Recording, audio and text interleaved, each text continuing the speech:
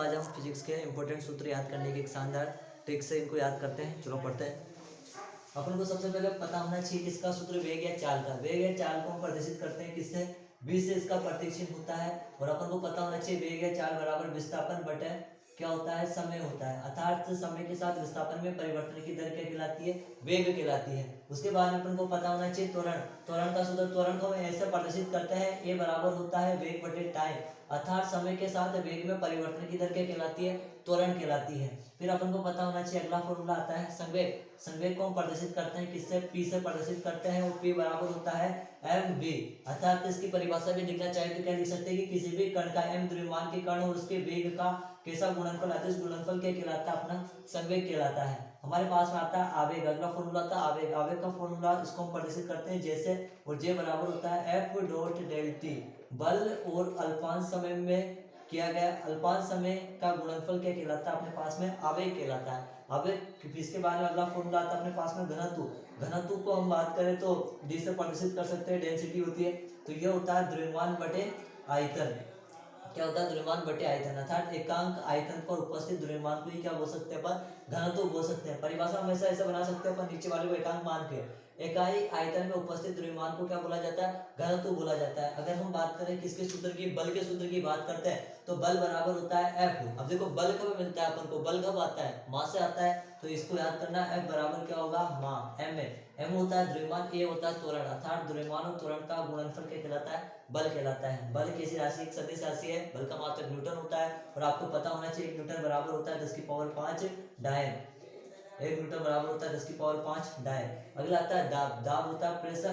Press को P से व्यक्त करते हैं, P बराबर होगा F अपॉन A। A होता है क्षेत्रफल, F होता है क्या, बल। इकाई क्षेत्रफल में लगने वाला बल क्या कहलाता है, दाब कहलाता है। अगला वाला सूत्र देखते हैं शक्ति।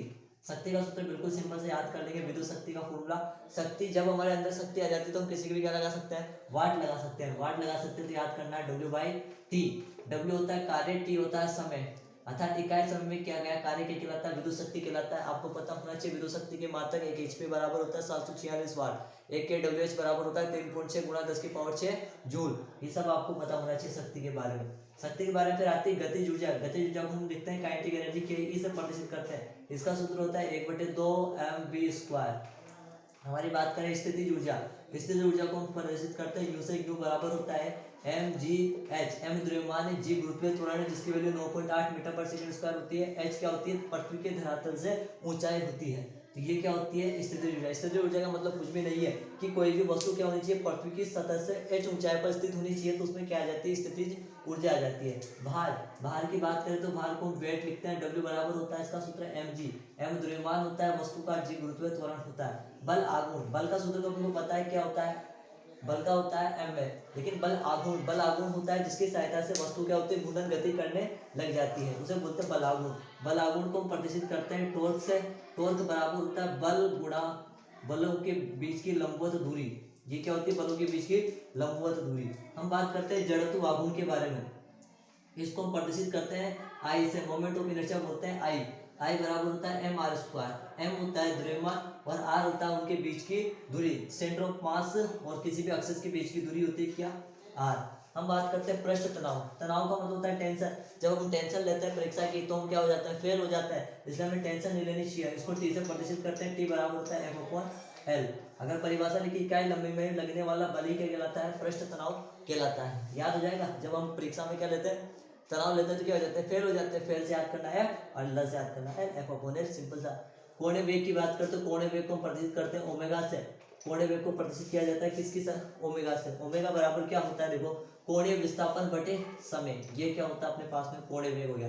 सरल लोलक का आवर्तकाल की बात करें तो क्या होता है, T बराबर 2 पाई रूट के अंदर L/G। ये क्या होता है, सरल लोलक का आवर्तकाल होता है। अगला आता है गुरुत्वाकर्षण बल, जिसको हम F से प्रदर्शित करते हैं। F बराबर होता है G m1 m2 upon r²। इसके बारे में न्यूटन ने बताया था। न्यूटन ने बोला था कि प्रकृति में दो m1 m2 द्रव्यमान पिंडों के बीच में एक बल लगता है, जिसे बोलते हैं गुरुत्वाकर्षण बल। उनके अनुसार उन्होंने बोला था कि जो गुरुत्वाकर्षण बल का मान होता है दोनों द्रव्यमानों के गुणनफल के समानुपाती, उनकी बीच की दूरी के वर्ग के क्या होता है, व्युत्क्रमानुपाती होता है। जब दोनों को मिलाया तो क्या आया, एक नियतांक आता है। उस नियतांक को बोलते हैं सार्वत्रिक गुरुत्वीय नियतांक, जिसकी वैल्यू कितनी होती है, 6.67 गुणा 10 की पावर 11। कितनी होती है 11 न्यूटन मीटर, इसका मात्रक होता है newton metre square upon kilogram square. अगर हम बात करते हैं विद्युत धारा, विद्युत धारा को हम लिखते हैं आई से। आई बोले तो आंखें, आंखें कैसी होती है हमारी, क्यूट सी होती है, तो सूत्र क्या हो जाएगा इसका Q बाई टी। अगला बात करते हैं हम प्रतिरोध। प्रतिरोध का मतलब होता है जो धारा के मार्ग में बाधा उत्पन्न करता है, इसे हम लिखते हैं R से। R बराबर होता है V बटे I। इसके बारे में बताया था ओम ने, इसलिए इसका मान आता है ओम के नियम से। हम बात करते हैं विभव। विभव का सूत्र आपको याद करना है किससे, वक्त से, और पीछे वाले ता को क्या कर देना, आपको हटा देना है। V बराबर हो जाएगा, व से याद करना है W, और क से याद करना है Q। ये किसका फॉर्मूला होता है, विभव या विभवांतर का, मतलब इकाई आवेश को लाने में क्या क्या कार्य क्या कहलाता है, विभवांतर कहलाता है। हम बात करते हैं प्रतिरोधकता। प्रतिरोधकता को किससे प्रदर्शित किया जाता है, रो से प्रदर्शित किया जाता है। तो आपको पता है ना, जब हम रोते हैं तो किस में बैठते हैं, रेल में बैठते हैं। तो रेल को क्या बोल देंगे, रेल का फॉर्मूला होगा आर ए रे, और ल से हो गया आर ए अपॉन एल। ये फॉर्मूला किसका हो जाता है, प्रतिरोधकता का। हम बात करते हैं उष्मा या ऊर्जा की, तो इसको हम लिखते हैं H से। H बराबर होता है आई स्क्वायर आर टी। ये किसका फॉर्मूला जाता है, उष्मा या ऊर्जा का। अगला लास्ट बच रहा है अभिकेंद्रीय बल, जो कहाँ लगता है, केंद्र की तरफ लगता है। इसे हम प्रदर्शित तो किससे करेंगे, F से करेंगे। F बराबर होता है mv स्क्वायर अपॉन आर। ये सारे के सारे क्या हो गए हमारे इंपॉर्टेंट सूत्र। इसके आगे के सूत्र अगले नेक्स्ट पार्ट में पढ़ेंगे। ऐसे ही और वीडियो देखने के लिए हमारे चैनल को लाइक एंड सब्सक्राइब करिए। धन्यवाद।